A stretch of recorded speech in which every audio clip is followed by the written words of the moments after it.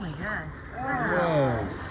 That's huge. I was gonna say it didn't cost us $1,000 to not see them. I didn't realize here you can see them from shore. We've been watching them for 15 minutes now, and they're still there. So I'd say the shore is a lot easier on the pocketbook and a lot better looks. We're coming back from this trip. We just looked for mountain lions for 2 days with no success. And I'm checking Orca Network here, and there's this long chain because there's some orcas, 3 right now. They're coming down south. We're gonna try to catch them at Discovery Park, which is a point jetting out into the channel, and we'll see if we can get them. One thing that people might not consider when it comes to watching orcas, specifically here in the South Puget Sound region, is that watching orcas from land is definitely doable, and especially with advancements in Facebook and technology. So we have Orca Network, where people from all around the South Sound area are watching and looking for the orcas, and they will share their sightings online on this Facebook page. Just now, being followed by at least 1 research boat and 1 other boat. So it sounds like we can use Vessel Watch to see what the boats are around, and we'll see if we can figure out exactly where they are. And hopefully these boats don't get too close, because that's never a good thing. Watching orcas from boat always felt a little bit pushy to me. The idea of following the orcas around and almost kind of chasing them through their habitat as they're trying to feed, and just their day-to-day behaviors. Most recent sighting, it looks like, was 11:51. And we also got a gray whale up in the Saratoga Passage, which is where we tried last time. It's actually in like the same area, which is pretty interesting. Probably the same one. So yeah, it's probably the same one.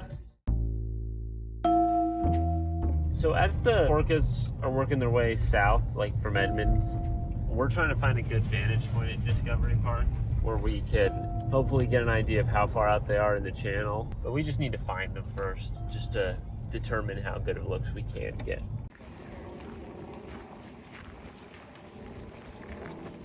because I just haven't heard anyone say anything since 11:51. You know, you never really know the rate that they're gonna be traveling at. I might have just got a new comment.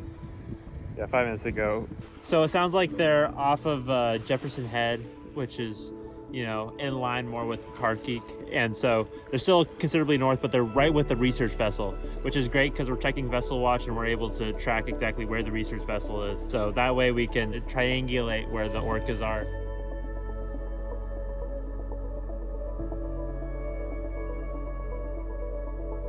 You see that white boat right there? That's that.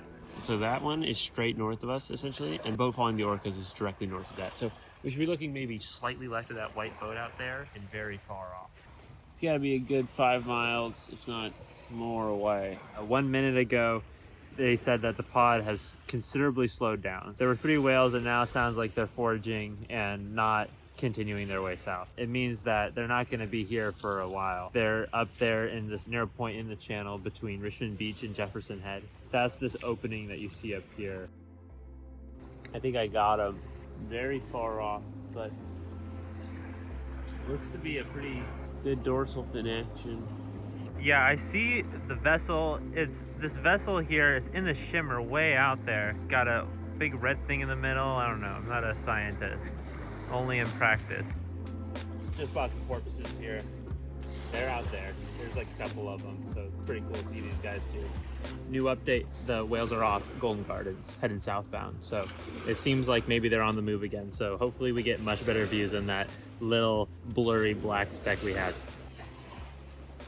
Pretty far out though, but I just checked where the Fish and Wildlife boat was. And it's like right, oh yeah, just, dude, that was freaking money. Those 4 cormorants are? Yeah. 5? Yeah. Oh yeah, dude, that's crazy. Dude, that's a really big male.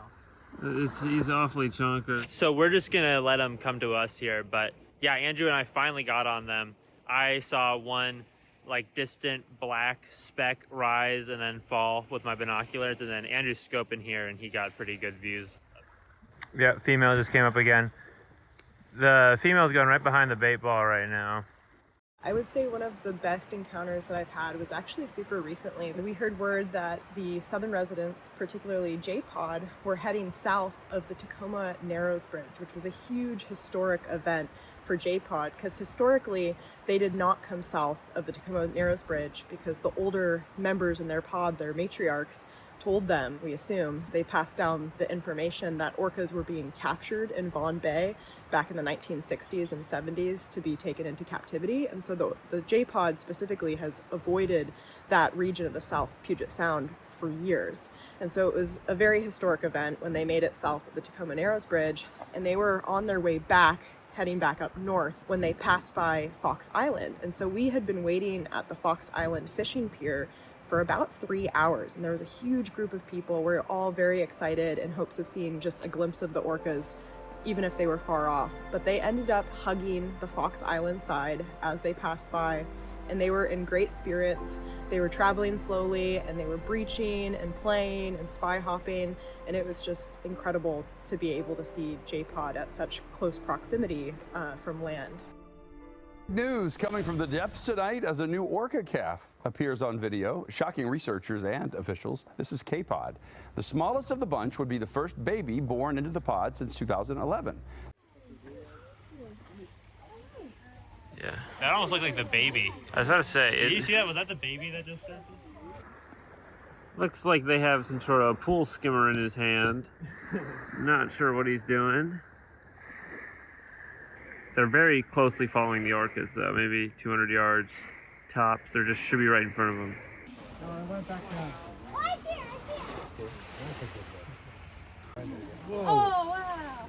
What has been your experience on whale watching boats, and how does it compare to seeing them from land on days like today? Well, we've done this on boats 3 different times, and it hasn't worked out so well, and not to mention the amount of money that it costs us. We did see on a couple of those, you do see them, but they're far away. There's usually a lot of people, and you have a brief amount of time with them. And I didn't realize here you can see them from shore. We've been watching them for 15 minutes now, and they're still there. So I'd say the shore is a lot easier on the pocketbook and a lot better looks.